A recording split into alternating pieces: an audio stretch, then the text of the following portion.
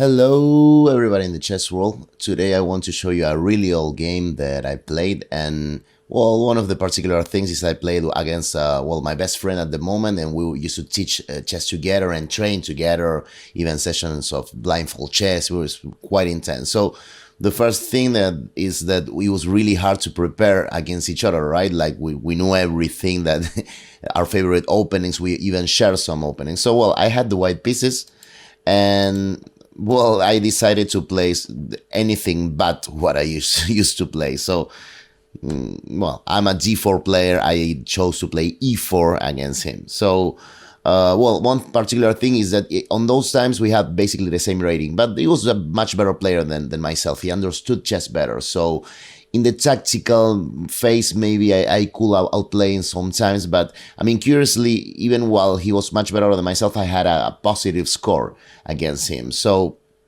still very difficult again, even to prepare. So I remember, I'm not sure what I had prepared against, let us say, Sicilian or French or even Caro-Kann, but he played e5, and I remember that I'm pretty sure that I didn't even prepare. I was like, whatever he plays, I'll play something weird, something he will never expect. Doesn't matter if I don't know it. So against e5, of course, I wasn't going to play, I don't know, Rui Lopez or stuff that he will know and I would know nothing about. So I played d4. I decided to play this center gambit. And he took it, and I played c3. And here came the first, well, everything was a surprise. Well, what am I saying? But the first concrete surprise, he played d3, this like decline in the gambit, and giving back the pawn immediately. I've never played his position and with white, so well, after a while I took the pawn with the bishop. I thought, well, this should be better for white, right? I mean, material is equal. I have developed one piece. I have two pawns, my center pawn. Maybe the pawn on c3 is not what I would prefer, because, I don't know, maybe I'd like the knight there, but it couldn't be so bad, right? But it's funny because, well, we started making like the most natural moves. Knight c6, knight f3, and d6, just development. Castles and knight f6, everything quite normal. Maybe here I did not play the best move, because I played bishop on g5. I think this is probably not the best. Even bishop f4 should be preferable, but I think the computer was suggesting just to play c4 to insist on putting a knight on c3, which, well, maybe it's not the most natural thing to do, because our pawn is already, let us say, developing in a way on c3. Bishop g5 probably not very precise. Bishop on e7, logical continuation. Again, development, knight bd2, castles, queen c2. h6, I mean, this, after bishop on f4, well, it's curious. Here, he played a really good move. He played, I mean, knight h5. Initially, it seems maybe not the best, because I obviously reply with bishop on e3, so now my pair of bishop is safe, and we might wonder, well, what is this knight doing here? But, well, bishop g5 was the idea, and this, I think, even according to the computer, is actually totally equalizing. A very good idea. So again, I want to keep my pair of bishops, so I play knight takes g5, and then she takes g5, and after thinking, I mean, I remember here I sank into thought, because, I mean, the idea, Black's idea is quite clear. I mean, he just wants to put a knight on f4. The other knight could go to e5, maybe. I mean, this is already quite a good position for Black, right? Except for bishop on g5, it seems like I did nothing wrong, but he played like the correct move. So, well, this is pretty funny, because here I thought for a long time, according to, I have the score sheet, so I thought for 10, 15 minutes. And, well, I played e5. This is a bad move. There is a concept behind this move, of course. This is a typical pawn sacrifice, which has the idea of freeing up my pieces, right? Now this battery is free, battery of queen and bishop. Maybe the knight will like to come to e4, but of course the price is too high. It's a central pawn. I remember that's what I was thinking so much about, and calculating some particular lines. I have to say that it's not easy for me to suggest anything for white here. First of all, well, I think, well, Black just equalized, and I don't know, knight f3, knight f4. Maybe I could think about rook fe1 so as to answer knight f4 with bishop on f1, and that way I'll keep the pair of bishops. But again, I guess, I don't know, knight e5. This should be Well, again, black should be quite fine here. So, well, what I'm wondering now is after e5, what would I have done against knight takes e5, which was the correct move. My friend did not play that. He played d takes e5. I guess he was trying to be even ambitious, like thinking, well, maybe why not having a central pawn there? And he probably did miss my attacking idea. But knight takes e5 should be, I mean, I guess already a clear advantage, right, for black. I don't remember what I had seen against this. I'm assuming maybe bishop on maybe bishop on e4 because I don't want to give the pair of bishops. I don't know, or maybe just rook on e1 going for development. But I don't know. I don't see why not just taking this and, well, here I don't know, rook e8, maybe, I don't know, even knight f4. I mean, this really looks bad. But okay, in the game he played d takes e5. And I guess that the attacking idea that I had, that he missed, is what I played. Is a bishop on h7 check, and after king h8, well, maybe he was just expecting a retreat from my bishop, like, I don't know, something like bishop on f5 or bishop on e4. As well, you know, we could assume that black is here kind of threatening to play g6, and, well, yeah, and I locked down on this bishop trying to catch it, but yeah, knight e4 was my idea. So this creates an interesting attack. I mean, I have attack in here. I was actually happy here. And, well, now something curious happened because, again, I have the score sheet for this game. And my friend in here thought for 34 minutes. I mean, he obviously had missed the sequence and he wanted to be precise. And the unusual thing is that he played the best move. You know, we always make this joke. We said that we club players, whenever we think more than 25, 30 minutes, we always play the wrong move. Like we don't have the level to make a real use of such a chunk of time, you know? So, but he did. He played g6 is the best move. There were, I feel, alternatives, but this brave move is the best. And it's funny because this was one of the main lines that I had calculated, but I think I was too optimistic. I answered with the right and obvious move, bishop takes g5 and hitting the queen. And only now my friend made a dubious move because, and I have to say, it wasn't easy to find the right move. He played the queen e8. It's not a bad move, but just dubious.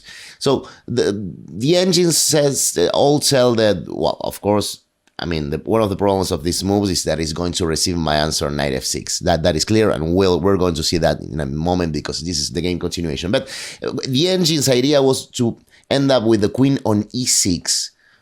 Really counterintuitive because, well, black hasn't developed this light square bishop yet, so putting a queen on e6, like blocking the path of development for this bishop, looks really anti-positional and not natural. But, well, for the computer, it's either, you know, queen d7 will move and rook fd1, queen e6, or with the same idea, just queen d5. Always the idea of, well, rook fd1, queen e6, and again, yeah, just bothering a little bit the development of this bishop, but apparently the best defensive idea. And, well, my bishop in here is still under fire, so the engines continue with bishop on h6 and rook e8, and now, well, if knight g5, queen on f5, and yeah, I can just go away with my queen so as to keep the attack. But okay, engines are really precise. I mean, this clump of pieces right here, this is pretty weird. But okay, yeah, you have to be an engine to play this, I guess. So in the game, after queen on e8, I went knight on f6, and, well, I mean, he played queen on e7, which is quite logical. I mean, if I guess knight on e4 now, I'm seeing, but he should just receive f6, right? But I'm having doubts about what would have happened in this line with the possibility of knight takes knight. So what do you think? What was the problem? I mean, just possibly don't think.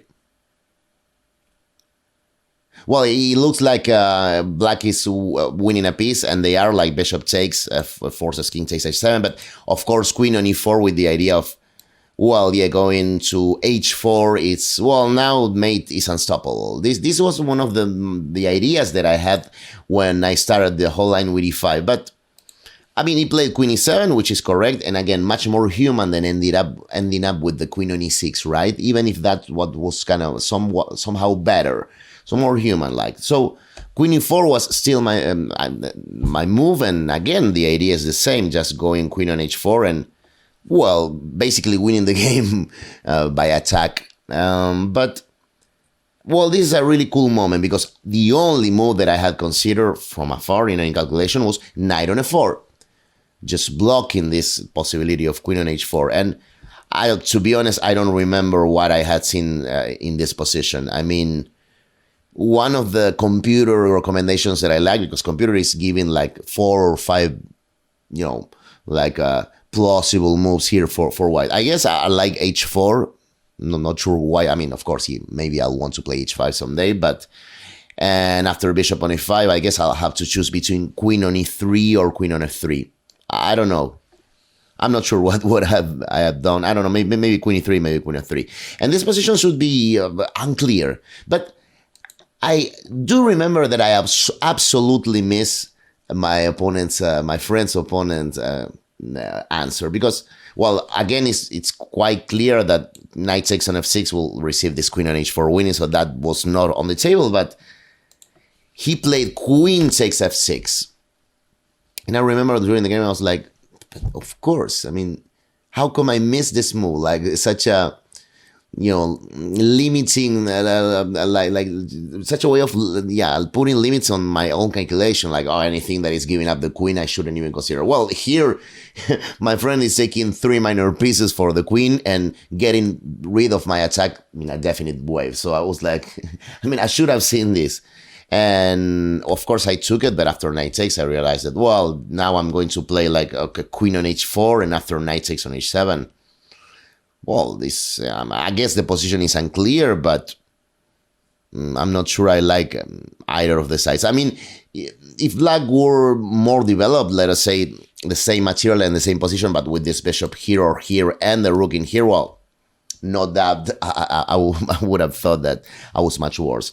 Since there is, well, they're lacking a little bit of development, I consider this to be probably equal. So in the game here, I did play queen h4, but I offer a draw. And again, I have the score sheet. I have like 15 minutes left. He had 11. So yeah, it's not the say not. But okay, just, well, we all always have this 30 seconds increment. So I guess the clock wasn't really an issue, but I really consider this to be an equal position, and I felt, well, I felt like I was attacking it. I want to know more. But he rejected the draw. And he rejected it by a move that I did not expect. I mean, I was only expecting like knight takes h7, but instead he went for king g7, which is a bad move. I mean, I pretty quickly played bishop takes on g6, which, well, leaves me now slightly better. Much better move was actually f4 and going for the attack and trying to punish his play. Because the detail that I miss is that after knight takes and pawn takes and knight takes, there is this queen on e7. A sneaky little move, right? Like attacking the knight and the pawn at the same time. And I would have, that does win the pawn, so that was an advantage for me. But I missed that. Still, I was quite happy with this bishop takes g6. I was only expecting here before to see this knight takes on h7, which was to me totally equal. So I was like, well, here I grab a pawn, and after f takes on g6, I play the move b4. And I like this, I was, okay, I'm just going for b5 while the c pawn is controlling the main knight jumps. I guess, well, knight will want to go to e7, but I was starting to like it. And here, my friend made now a mistake, not as a double question mark, but a mistake. Computer was recommended, well, bishop on f5 immediately or including a6, against which I would have almost surely played a4 insisting on b5. And let us say now bishop on b5. And b5, well, you can take on b5 or not, or just go immediately for e7. Again, engines are saying that now I am better, but this looks like quite a decent position for black. But instead, he went ambitious with no development, maybe. He played e4. So, well, I understand the idea. The main idea is to give the e5 square for the knight. This is quite logical. Since here I was aiming to play b5, he thought, well, e4, I mean, the pawn will be protected. And now if if b5, well, the knight will jump into e5, and now, black will be fine. But maybe he missed this queen g3 move, which is really annoying. I mean, simply threatening queen takes pawn with the check. And it's not so easy to protect that pawn, right, in an effective way. He played rook f7, which is quite logical, but, well, now came b5. And you can see the problem is queen g3 also control the square. So now there is no knight on e5, and even much worse, now there is no knight on e7, because now c7 does fall. So it's funny how unfortunate this e4 move was. After queen g3, I get a like a hold of these two main squares, and it's really annoying. So the game in here continued with knight on a5, but, well, you can see that the knight is now out of play.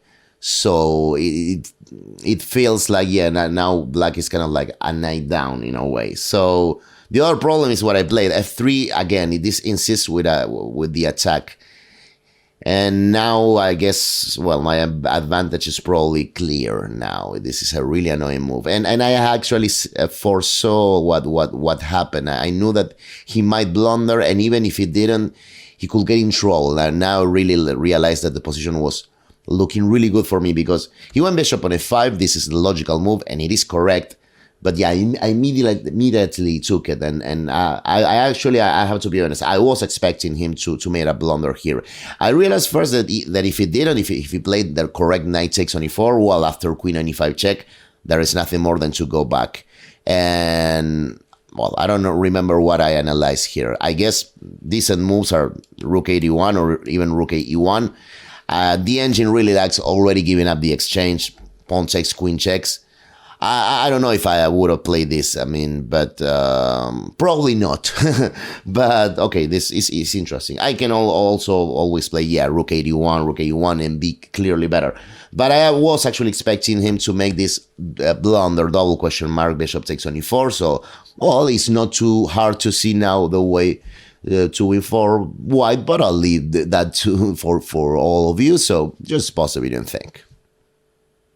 Well, yeah, of course, rook takes f6, removing the defender and creating some tactics is a totally winning move. He played king takes on f6. Obviously, if rook takes, at least I'll have queen takes e7 check followed by queen takes knight. Again, the problem with that knight. But after king takes on f6, I just play queen on f4 check. Again, a double attack, and against his, well, logical reply, bishop on f5, just g4 trapping the piece, and now it's all over. And, well, his last hope was to play rook g8. Well, now my king is slightly exposed, but there was no problem because I am taking the light square bishop. So after this check, king h1 is such a safe square for my king, and, well, now it's all over. He kept it going a little bit more. Rook g4, queen checks, rook g6, queen h8 check, and, well, after rook there, I play rook here. There was nothing to do. b6, I play check, and now it's over. King e7, rook takes g7, and finally here he resigns. So I guess a lot of mistakes by both of us. But, well, mainly, I mean, the opening, he played a great opening, and I really liked his idea of, well, in here, he was like, well, h6, bishop f4, knight h5, bishop e3, bishop on g5. Equal, just, getting this cool square for his knight. And I don't know, e5 is obviously a bad move because there was simply knight takes on e5. But at least I had a good continuation against the mistake d takes on e5, and then this position, I imagine that it will be uncomfortable to have this position with black. You see the attack coming, and, well, I don't know. Well, a few mistakes after the whole deal, but okay. So, well, again, I got a little bit lucky, and, well, while I was, as usual, strategically outplayed by my friend, I got to trick him with using just some tactics. That was the whole thing. So, well, as usual, my cat Citroneta will ask you to like, comment, share, and subscribe if you like the video. And thanks for watching. I will see you next time.